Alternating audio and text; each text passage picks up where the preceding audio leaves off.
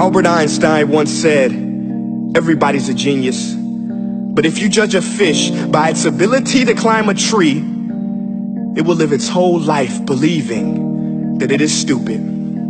Ladies and gentlemen of the jury, today on trial we have modern day schooling. Glad you could come. Not only does he make fish climb trees, but also makes them climb down and do a 10-mile run. Tell me, school, are you proud of the things you've done? Turning millions of people into robots, do you find that fun? Do you realize how many kids relate to that fish swimming upstream in class, never finding their gifts, thinking they are stupid, believing they are useless? Well, the time has come, no more excuses. I call school to the stand and accuse him of killing creativity, individuality, and being intellectually abusive. He's an ancient institution that has outlived his usage. So, Your Honor, this concludes my opening statement, and if I may present the evidence of my case, I will prove it. Proceed. Exhibit A. Here's a modern day phone. Recognize it? Here's a phone from 150 years ago. Big difference, right? Stay with me. Here's a car from today, and here's a car from 150 years ago. Big difference, right? Well, get this. Here's a classroom of today, and here's a class we used 150 years ago. Now, ain't that a shame? In literally more than a century, nothing has changed. Yet you claim to prepare students for the future?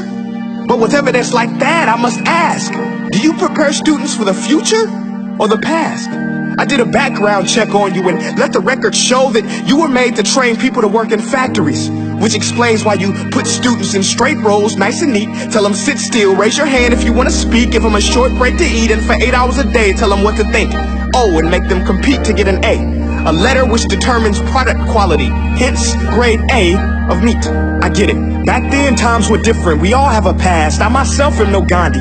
But today, we don't need to make robots zombies. The world has progressed. And now we need people who think creatively, innovatively, critically, independently, with the ability to connect. See, every scientist will tell you that no two brains are the same. And every parent with 2 or more children will confirm that claim.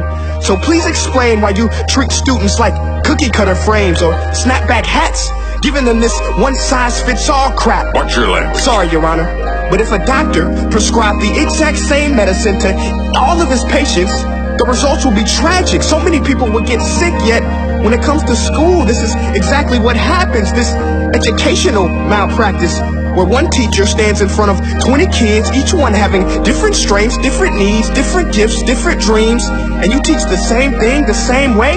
That's horrific. Ladies and gentlemen, the defendant should not be acquitted. This may be one of the worst criminal offenses ever to be committed. And let's mention the way you treat your employees. Objection. Overruled. I want to hear this. It's a shame. I mean, teachers have the most important job on the planet, yet they're underpaid? No wonder so many students are short-changed. Let's be honest. Teachers should earn just as much as doctors, because a doctor can do heart surgery and save the life of a kid.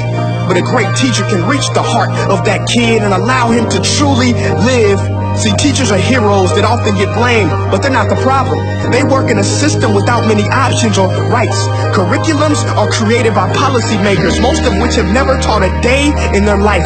Just obsessed with standardized tests. They think bubbling in a multiple choice question will determine success. That's outlandish. In fact, these tests are too cruel to be used and should be abandoned, but don't take my word for it. Take Frederick J. Kelly, the man who invented standardized testing, who said, and I quote, "These tests are too cruel to be used and should be abandoned." Ladies and gentlemen of the jury, if we continue down this road, the results will be lethal. I don't have much faith in school, but I do have faith in people. And if we can customize healthcare, cars, and Facebook pages, then it is our duty to do the same for education, to upgrade and change and do away with school spirit, because that's useless. Unless we're working to bring the spirit out of each and every student, that should be our task. No more Common Core. Instead, let's reach the core of every heart in every class. Sure, math is important, but no more than art or dance. Let's give every gift an equal chance. I know this sounds like a dream, but countries like Finland are doing impressive things. They have shorter school days. Teachers make a decent wage. Homework is non-existent, and they focus on collaboration instead of competition. But here's the kicker, boys and girls. Their educational system outperforms every other country in the world. Other places like Singapore are succeeding rapidly. Schools like Montessori, programs like Khan Academy, there is no single solution. But let's get moving, because while students may be 20% of our population, they are 100% of our future. So let's attend to their dreams, and there's no telling what we can achieve. This is a world in which I believe, a world where fish are no longer forced to climb trees. I rest my case.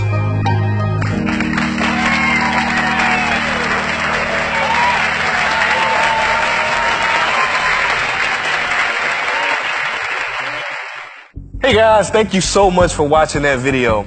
Now, if you haven't joined the family yet, this is what I want you to do. I want you to click like on this page and click see first so that you never miss a beat. Now, for more insider information, offers, and just special challenges, go to my website at princeea.com and sign up for my personal email list. And the last thing I want you to do, you listening? Make each breath count. Peace.